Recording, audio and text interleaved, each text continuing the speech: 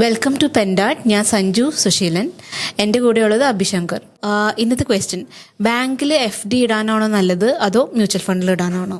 രണ്ടും ശരിക്കും പറയുകയാണെങ്കിൽ വ്യത്യസ്തമായ പ്രൊഡക്റ്റുകളാണ്. രണ്ട് പർപ്പസ് എന്നുള്ള രീതിയിലേക്ക് കൺസിഡർ ചെയ്യാം. ഒരു ഇൻവെസ്റ്റ്മെന്റ് ആംഗിളിൽ നോക്കുകയാണെന്നുണ്ടെങ്കിൽ നിങ്ങളുടെ ഒരു ഇൻവെസ്റ്റഡ് ടൈം ഫ്രെയിം ആവശ്യകത അങ്ങനെയുള്ള നോക്കിയിട്ട് സെലക്ട് ചെയ്യുക. അല്ല എന്നുണ്ടെങ്കിൽ FD എന്ന് പറയുമ്പോൾ പൊതുവെ ഇപ്പോൾ മ്യൂച്വൽ ഫണ്ട്സ്, മാർക്കറ്റ് റിലേറ്റഡ് ആയിട്ടുള്ള മ്യൂച്വൽ ഫണ്ട്സ്, അതും ബാങ്ക് FD ഇപ്പൊ കമ്പയർ ചെയ്ത് നോക്കുകയാണെന്നുണ്ടെങ്കിൽ FDക്ക് കുറച്ചുകൂടി സ്ഥിരതയുണ്ട്.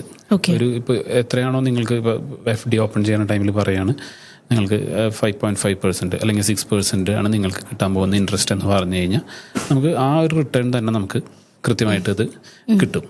പിന്നെ ആ ഇതിന് വേറൊരു ഇതെന്താണെന്ന് വെച്ച് കഴിഞ്ഞാൽ കുറച്ചുകൂടി മാർക്കറ്റിന്റെ ഫ്ലക്ച്വേഷനോ അങ്ങനെയുള്ള കാര്യങ്ങളൊന്നും അതിൽ വരുന്നില്ല. റിസ്ക് ആ ഒരു ആംഗിളിൽ നോക്കിയാൽ റിസ്ക്കും കുറവാണ്.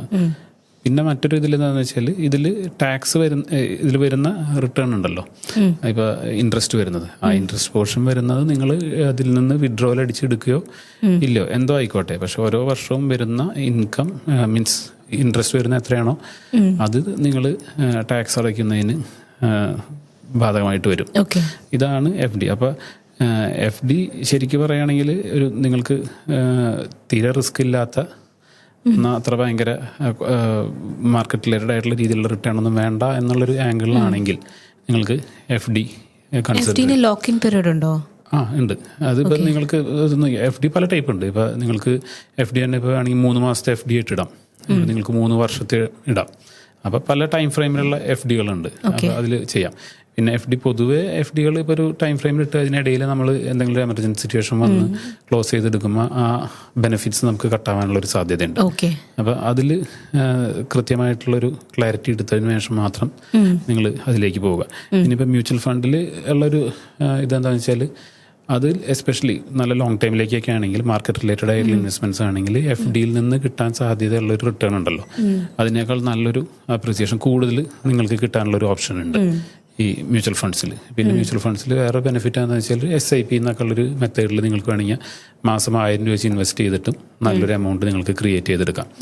ഇപ്പോൾ FDയിൽ ഒരു FD നിങ്ങളിട്ട് പിന്നെ ഇടയ്ക്ക് ഇങ്ങനെ അതിലേക്ക് ടോപ്പപ്പ് ചെയ്ത് പോയി ഇൻവെസ്റ്റ് ചെയ്ത് പോകുക എന്നുള്ളൊരു ഓപ്ഷൻസ് അങ്ങനെ അത്ര ഒരു അവൈലബിൾ അല്ല. പിന്നെ RDയിലാണ് പിന്നെ ഉള്ളത്. പക്ഷേ FDയുടെ അത്രയും ഒരു റിട്ടേൺ RDയിൽ നമുക്ക് കിട്ടുകയില്ല.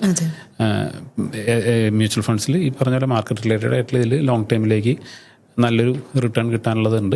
അതിന്റെ കൂട്ടത്തിൽ തന്നെ മാർക്കറ്റിന്റെ ഫ്ലക്ച്വേഷന്റെ ഒരു റിസ്ക്കും ഉണ്ട്. അപ്പോൾ നിങ്ങളൊരു നല്ലൊരു ലോങ് ടൈമിലേക്കൊക്കെ ആണെങ്കിൽ നിങ്ങളുടെ ഒരു ആവശ്യങ്ങൾക്ക് അനുസരിച്ചുള്ള നല്ല ഫണ്ട് നോക്കിയിട്ട് എടുക്കുക. അപ്പോൾ നമുക്ക് ഒരു കുറച്ചുകൂടി ക്ലാരിറ്റിയോടുകൂടി നമുക്ക് അറിയാം എങ്ങനെയാണ് അത് മാനേജ് ചെയ്ത് പോകുന്നത് എന്നുള്ളത്. അത് മനസ്സിലാക്കിയതിന് ശേഷം തന്നെ എടുക്കുക. പിന്നെ ഈ മ്യൂച്വൽ ഫണ്ട്സിനുള്ളൊരു അഡ്വാൻറ്റേജ് എന്ന് വെച്ച് കഴിഞ്ഞാൽ FDയുടെ ഞാൻ നേരത്തെ പറഞ്ഞില്ല, നിങ്ങൾക്കൊരു വർഷം നിങ്ങളൊരു 3 വർഷത്തെ FD ഇട്ടു, 1 വർഷം കഴിയുമ്പോൾ അതിൽ നിന്ന് വന്ന ഇൻട്രസ്റ്റ് എത്രയാണോ അത് ശരിക്കും പറയണമെങ്കിൽ നിങ്ങളുടെ ഒരു ടാക്സ് ലാബിലേക്ക് ആഡ് ആവുന്നുണ്ട്. ഇപ്പം മ്യൂച്വൽ ഫണ്ട്സിൽ പക്ഷെ അങ്ങനെ ഇട്ടുപോയി 1 വർഷം കഴിയുമ്പോൾ അതിന് കിട്ടിയ ഗ്രോത്ത് അത് നിങ്ങളുടെ ടാക്സിലേക്ക് ആഡ് ആവുന്നില്ല. ഇപ്പം നിങ്ങൾ എത്ര വർഷം അതിൽ ഇൻവെസ്റ്റഡ് ആയിട്ട് എന്നാണോ അത് റിഡംഷൻ എടുക്കുന്നത്, ആ റിഡംഷൻ എടുക്കുന്ന ടൈമിൽ മാത്രമേ അത് ടാക്സിലേക്ക് കാൽക്കുലേഷനിലേക്ക് കൺസിഡർ ചെയ്യുള്ളൂ. അതും വന്ന പ്രോഫിറ്റ് എമൗണ്ട് മാത്രമാണ് എടുക്കുക. പ്ലസ് അതിന് നോർമൽ ടാക്സ് ലാബിന് അപേക്ഷിച്ച് നോക്കുകയാണെങ്കിൽ ബെനിഫിറ്റ് ഉണ്ട്. ഇക്വിറ്റി ടാക്സേഷൻ സ്ലാബിലേക്ക് മാറുമ്പോൾ അതിന് എക്സ്ട്രാ കുറച്ച് ബെനിഫിറ്റ്സുകളും കിട്ടും. അപ്പം ഇങ്ങനെയുള്ള കുറച്ച് ഫാക്ടേഴ്സ് ഉണ്ട്.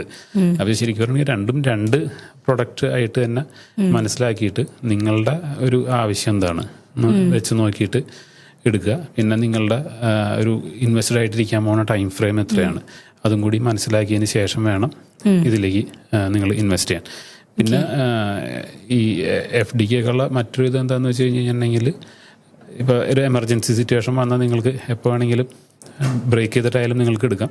അപ്പോൾ നിങ്ങൾക്ക് ഇട്ട എമൗണ്ട് എന്തായാലും നമുക്ക് അവിടെ തന്നെ ഉണ്ടാവും എന്നുള്ളത് അറിയാം. ഈ മ്യൂച്വൽ ഫണ്ട്സിൽ മാർക്കറ്റ് റിലേറ്റഡ് ആയിട്ടുള്ള ഫണ്ടുകളുടെ കാര്യങ്ങളിലൊക്കെ നിങ്ങൾ ഇൻവെസ്റ്റ് ചെയ്തുമ്പോൾ പെട്ടെന്നൊരു എമർജൻസി സിറ്റുവേഷൻ വന്നു നിങ്ങൾക്ക് എടുക്കാം. ലോക്കിനൊന്നും ഇല്ല. അത് പാർഷ്യൽ വിഡ്രോവലോ കംപ്ലീറ്റ് വിഡ്രോവലോ പോസിബിൾ ആണ്. പക്ഷെ അന്നത്തെ മാർക്കറ്റിലെ റേറ്റിനനുസരിച്ചിട്ടായിരിക്കാം നിങ്ങൾക്ക് കിട്ടുന്നത്. അപ്പോൾ ഇത് നമ്മൾ കൃത്യമായിട്ട് മനസ്സിലാക്കിയിട്ട് വേണം ഇതിലേക്ക് വേണ്ട ഒരു ഇൻവെസ്റ്റ്മെന്റിലേക്ക് പോകാനായിട്ട്. Okay, thank you.